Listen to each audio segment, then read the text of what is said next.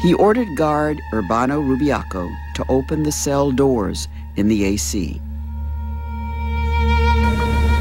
A guy stepped in front of my cell, a black guy, had said, "We're taking over, you coming out or staying in?" I told him, "Bust it open, I'm coming out." Some 24 inmates were released. They come running out, and then after that, it's just murder and mayhem. What's going on is everyone here is trying to survive. That's what's going on.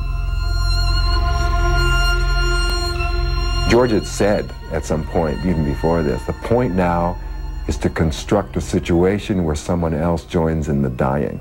In other words, if you're going to get me, I'm going to take some of you with me. Do you see George with a gun?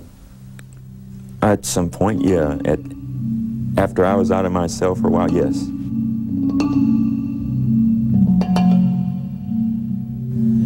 I'm not sure which one it was, but I saw him getting strangled. I saw the guy kneeling on his back, and he had some kind of a cord, looked like from a radio or something. And he was gagging, kicking his feet.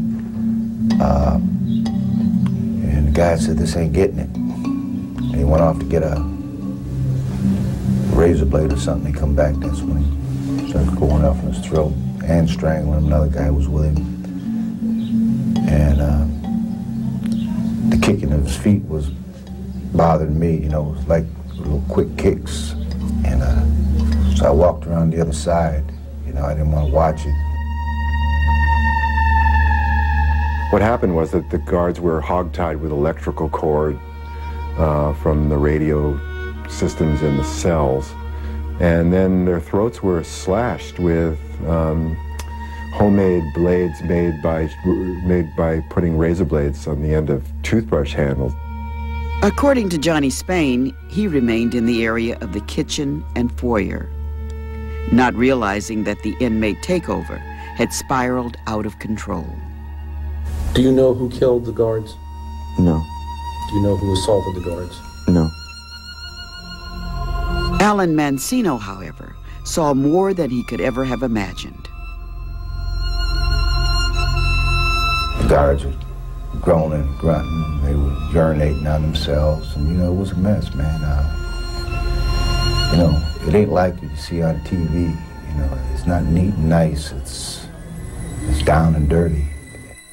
Sergeant Kenneth McRae was bleeding heavily. McRae ends up living to tell the tale and living through it miraculously, even though his throat was cut from ear to ear. And he's stacked up, and the other guards are piled up on top of him and alongside of him. McRae was laying next to fellow officer Paul Krasniz, who also had his throat slashed. McRae can hear gurgling noises and hearing him speak as if he was underwater. And he makes one last prayer. May the Lord have mercy on my soul, and dies.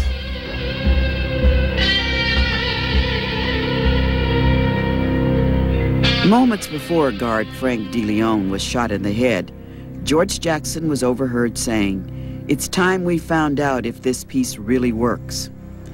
DeLeon's body slumped on top of McRae.